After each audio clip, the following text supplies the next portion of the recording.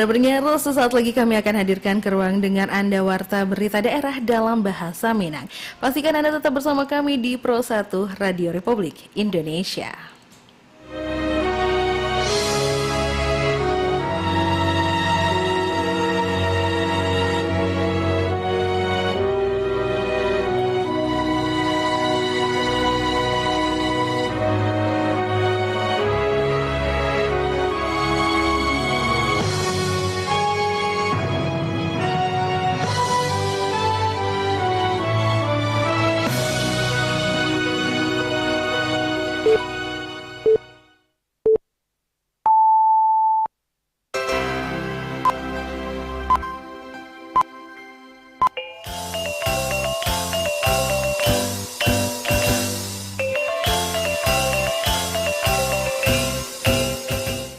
Selamat siang Nusana Pandanga, untuk mengawali perjumpaan siang hariko dalam Warta Berita Minang edisi Kamis 13 Maret 2025, kami sampaikan sari berita utama. Pemerintah Kabupaten Pasaman Barat tarwi mendorong masyarakat yang memanfaatkan layanan cek kesehatan gratis dan telah diikuti 883 warga di 20 puskesmas. Wali Kota dan Wakil Wali Kota Bukit Tinggi alam melaporkan SPT tahunan 2020 Padu KPP Pratama Bukit Tinggi. Nusana Pandanga, Warta Berita Minangko selengkapnya dibacakan D. Irvi Anissa. Pemerintah Kabupaten Pasaman Barat tarwi mendorong masyarakat yang memanfaatkan layanan cek kesehatan gratis dan telah diikuti 883 warga di 20 puskesmas. Berikut laporan Irsyad. Pemerintah Kabupaten Pasaman Barat mencatat sebanyak 883 warga lah melakukan cek kesehatan gratis di 20 puskesmas di daerah itu. Kepala Bidang Kesehatan Masyarakat Julita Fitri Nasari dari Dinas Kesehatan Pasaman Barat mengatakan cek kesehatan itu juga menjadi salah satu capaian tertinggi di Sumatera Barat. Julita mengungkapkan bahwa penyakit yang paling banyak ditemukan dalam pemeriksaan itu adalah diabetes serta penyakit sesuai siklus hidup. Tenaga kesehatan di puskesmas bagian pelayanan cek kesehatan gratis untuk berbagai kelompok usia, mulai dari bayi hingga lanjut usia. Layanan yang diagian mencakup pemeriksaan pertumbuhan balita, kesehatan gigi, mata, telinga, serta tes gula darah. Untuk orang dewasa, pemeriksaan mencakup kesehatan jantung, paru-paru, kanker serviks, kanker usus, serta kesehatan jiwa. Pemeriksaan lanjutan usia meliputi geriatri, penyakit kronis, serta fungsi indera. Sejak kita launching di bulan Februari, tepatnya tanggal 17 Februari, kegiatan PKG, kita secara kabupaten di 20 puskesmas setiap hari sudah dapat melayani kegiatan pelaksanaan pemeriksaan kesehatan gratis. Jadi kalau bisa kita lihat di aplikasi, kalau untuk kunjungan per 11 Maret 2025 kemarin, kita sudah total kunjungan kita sudah 883 orang. Julita juga menambahkan pihaknya mengajak masyarakat untuk memanfaatkan layanan Ko mengunjungi puskesmas terdekat serta mengunduh aplikasi Satu Sehat Mobile juga kepesertaan JKN untuk kemudahan pelayanan. Irsyad melaporkan. Untuk memberikan kemudahan akses pelayanan untuk masyarakat, BPJS Kesehatan Cabang Bukit Tinggi menggelar kegiatan BPJS Kaliliang ke Kecamatan Gunung Tuleh, Pasaman Barat. Kegiatan BPJS Kaliliang Tasabui disambut hangat oleh masyarakat sekitar dan membutuhkan pelayanan dari BPJS Kesehatan. Kepala BPJS Kesehatan Cabang Bukit Tinggi Haris Prayudi menyebutkan, pelayanan BPJS Kaliliang merupakan salah satu bentuk program rutin dan diselenggarakan setiap minggunya. Haris Prayudi menyampaikan selain dari BPJS Kaliliang, ada beberapa kanal pelayanan yang bisa dimanfaatkan oleh masyarakat, mulai dari pemanfaatan aplikasi mobile JKN, WhatsApp Pandawa, dan Care Center 165. Nusana Pandanga, Wali Kota dan Wakil Wali Kota Bukit Tinggi alam melaporkan SPT tahunan 2020 Padu KPP Pratama Bukit Tinggi. Berikut laporan Joni Marbeta. Tahito 31 Maret 2025 surat pemberitahuan SPT tahunan orang pribadi OP 2024 segera berakhir dan dalam kaitan itu Kepala KPP Pratama Bukit Tinggi Rahmat Siswoyo didampingi Kasih Pelayanan KPP Pratama Bukit Tinggi Isra dan juga penyuluh pajak Madya KPP Pratama Bukit Tinggi Safrianto Harahap patampe di lantai 3 ruangan TUP Wali Kota Bukit Tinggi di Bukit Gulai Banca mengadukan audiensi dan panutan pajak bersama Wali Kota Haji Muhammad Ramlan Nur Matias SH dan Wakil Wali Kota Bukit Tinggi Ibnu Asis STP. Wali Kota Bukit Tinggi Haji Muhammad Ramlan Nur Matias SH mengajak seluruh masyarakat termasuk pegawai aparatur sipil negara ASN Kota Bukit Tinggi untuk segera melaporkan sebelum tanggal jatuh tempo surat pemberitahuan SPT tahunan orang pribadi OP 2024 sebelum tanggal 31 Maret 2025. Dikatakan keikut seratuan masyarakat dan juga ASN Kota Bukit Tinggi melaporkan SPT tahunan dan taat membayar pajak berimplikasi nantinya pada pembangunan Kota Bukit Tinggi di daerah Ko. Saya Ramdan Rumatias, Wali Kota Bukit Tinggi. Pada kesempatan ini menghimbau, pertama adalah ASN Kota Bukit Tinggi agar segera melaporkan SPT tahunan tahun 2024. Nah juga saya menghimbau kepada seluruh masyarakat Kota Bukit Tinggi mengingatkan kembali karena 31 Maret tidak lama lagi, maka sesegeralah untuk melaporkan SPT tahunan pribadi kepada pajak ya. Ini adalah pajak ini kan juga jelas untuk pembangunan kita ya, akan kembali uangnya ke kita ke Bukit Tinggi, dan tentu pada kesempatan ini kami himbau kepada seluruh warga kota SPT tahunan tahun 2024, sedangkan pajak perusahaan itu pada bulan April. Pertemuan berlangsung selama 30 menit itu sekaligus dilakukan penutupan pajak dan disampaikan isu-isu pembangunan daerah, optimalisasi potensi ekonomi serta peningkatan kemandirian fiskal daerah, termasuk di dalamnya memuai aturan pajak terkini, kewajiban mengurus NPWP dan KINIKO adalah disinkronan Jo Pajak. Direktorat Jenderal Pajak DJP meluncurkan suatu sistem aplikasi canggih dan terintegrasi dan dinamuan dengan Cortex atau sistem inti administrasi perpajakan serta masyarakat di daerah Ko harus melek terhadap pajak. Sebagai bentuk dukungan di akhir kegiatan Wali Kota dan Wakil Wali Kota Bukit Tinggi memberikan bukti penerimaan elektronik BPE Surat Pemberitahuan Pajak Penghasilan Orang Pribadi tahun pajak 2024 sebagai simbol kepatuhan dalam pelaporan pajak nan ado. Cuni Marpita mengaban untuk berita Rana Minang pada siang hari ko. Wakil Wali Kota Padang Panjang, Alex Saputra menyampaikan pemerintah Kota Padang Panjang akan taruh mengoptimalkan peran dalam menjaga kestabilan inflasi serta mendukung langkah-langkah pengendalian dan alah diinstruksikan pemerintah pusat. Alex Saputra mengatakan antisipasi cuaca ekstrim selama periode Idul Fitri menjadi perhatian serius bagi Pemko Padang Panjang. Pihaknya berharap agar seluruh pihak, elok Pemko maupun masyarakat, dapat berperan aktif dalam menjaga stabilitas ekonomi dan ketahanan pangan. Pemerintah Kota Bukit Tinggi rencanakan gerakan pangan murah dilaksanakan dalam waktu dakeko. Di halaman LPP RRI Bukit Tinggi akan menjadi salah satu opsi lokasinya. Selengkapnya, Ahmad Ihsan melaporkan. Pemerintah Kota Bukit Tinggi akan melaksanakan gerakan pangan murah terhadap sejumlah komoditas bahan kebutuhan pokok rumah tangga. Asisten 2 Sedako Bukit Tinggi Risma Hadi, Kapolri RRI Kapatang mengatakan pihaknya mengajukan rencana gerakan pangan murah itu kepada Wali Kota Bukit Tinggi Ramdan Rumatias untuk disetujui jadi dilaksanakan. Dikatakan terdapat sejumlah usulan lokasi pelaksanaan gerakan pangan murah itu serupa di belakang balok di samping rumah dinas Wali Kota, di halaman kantor camat atau di halaman LPP RRI Bukit Tinggi. Pemerintah Kota Bukit Tinggi bekerja sama dengan vendor penyedia bahan pokok sehingga komoditas dapat dijual lebih murah dari harga pasaran dikarenakan tak putih mata rantai distribusinya. Itu sudah naikkan alternatifnya ada di kantor camat, kemudian di rumah dinas, setelah itu di RRI. Nanti di Mayan di apanya kan hanya dua kali apanya di 2 lokasi. Nanti apuan dari Pak Wali nanti Mayang kalau arahkan dari 3 alternatif itu. Semua ya, sembako, beras, telur, minyak kan. Dan dari sayur-sayuran nanti akan bekerjasama dengan vendor. Asisten 2 Sedako Bukit Tinggi Risma Hadi menyampaikan gerakan pangan murah itu dapat dimanfaatkan oleh sejumlah warga kota. Jadi ini menjadi kesempatan bagi masyarakat lain dari daerah penyangga serta dari Kabupaten Agam bagian timur. Bukan kok vendor yang supplier bahan pokok kok. Yang pemain pelaku pasar aja di situ. Jadi yang supplier istilah keluar kan yang toke-toke bare, kemudian talu gitu kan, sayur-sayuran dan lain-lain itu lado gitu. Itu warangkul wajak untuk melakukan gerakan pangan murah. Artinya yang kita lakukan memutus mempersingkat mata rantai distribusinya. Saya nak tunggu persetujuan dari Pak Wali dulu. Jadi rancang minggu depan kayaknya, minggu depan.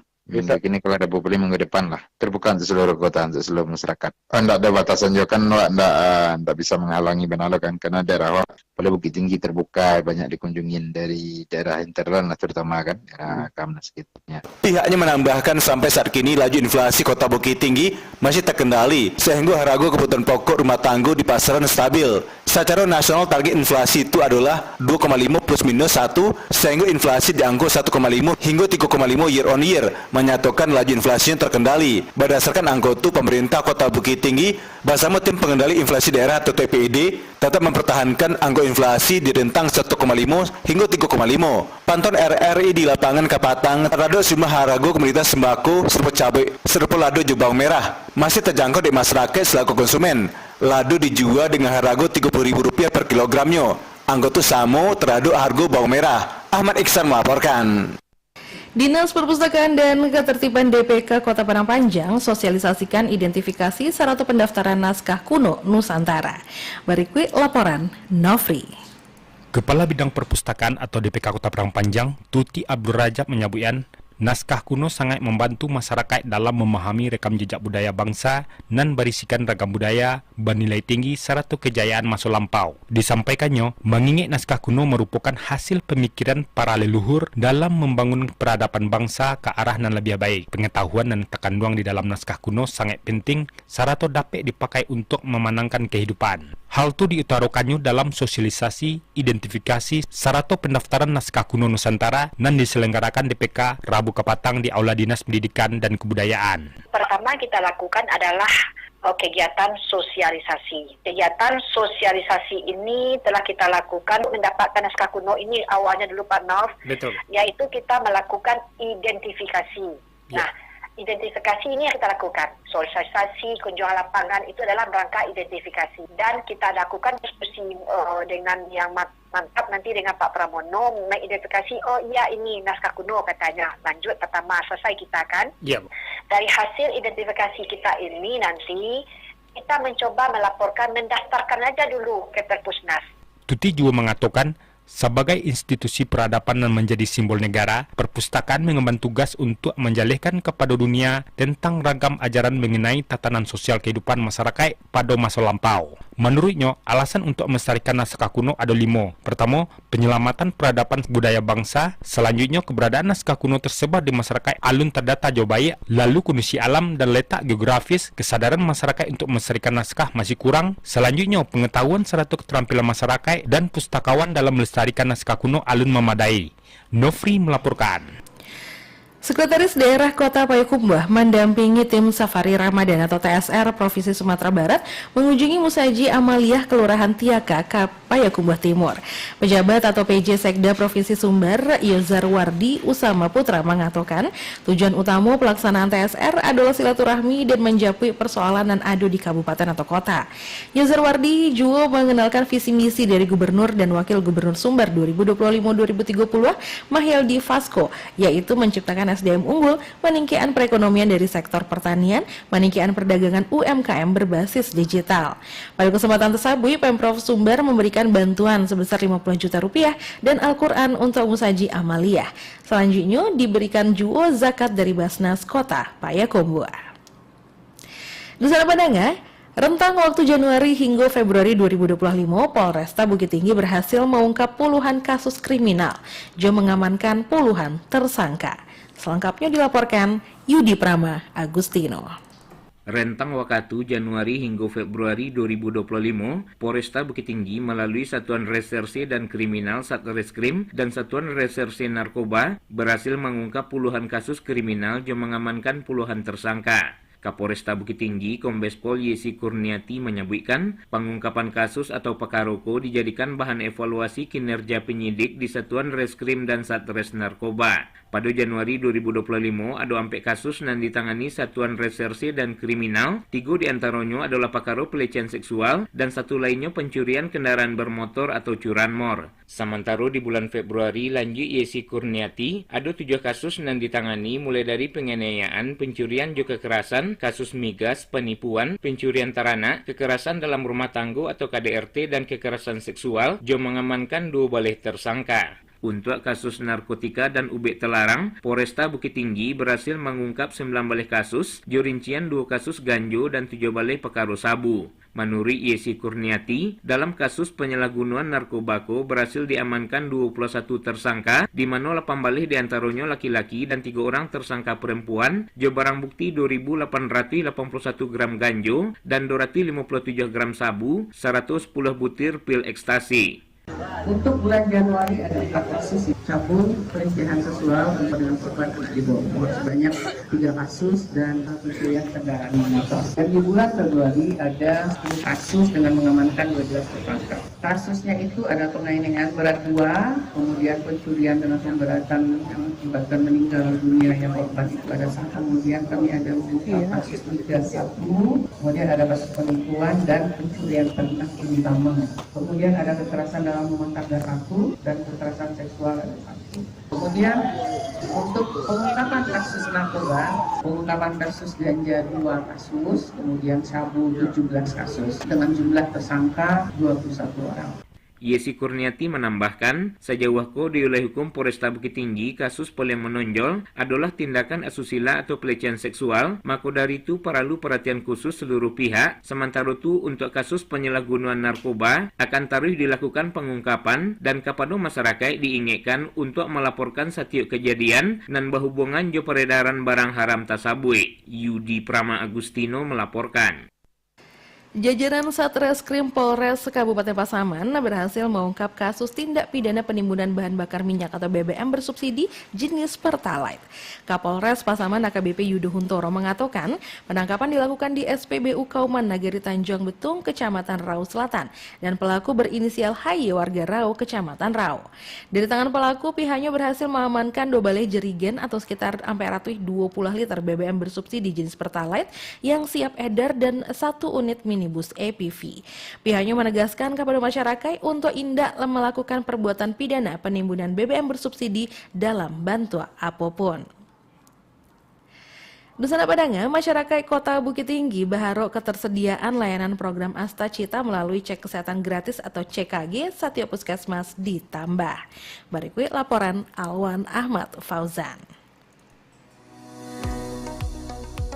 Masyarakat Kota Bukit Tinggi menyambut baik kehadiran program cek kesehatan gratis atau CKG di setiap puskesmas sebagai salah satu solusi yang ditawarkan sebagai bantuan kepedulian terhadap deteksi kesehatan warga dalam program Asta Cita Kiniko. Halko diungkapkan warga Awe Kuniang Kota Bukit Tinggi Syafrizal kepada RRI mengatakan bahwa program cek kesehatan gratis dan berlaku Kiniko juga perlu mendapat atensi untuk bersinergi dengan beragam program kesehatan masyarakat lainnya seperti BPJS Kesehatan dan sejatinya alat berjalan di puskesmas. Sehingga menurut Syafrizal, masyarakat nan menjadi penerima manfaat dapat merasakan kualitas layanan nas padan untuk masing-masing program.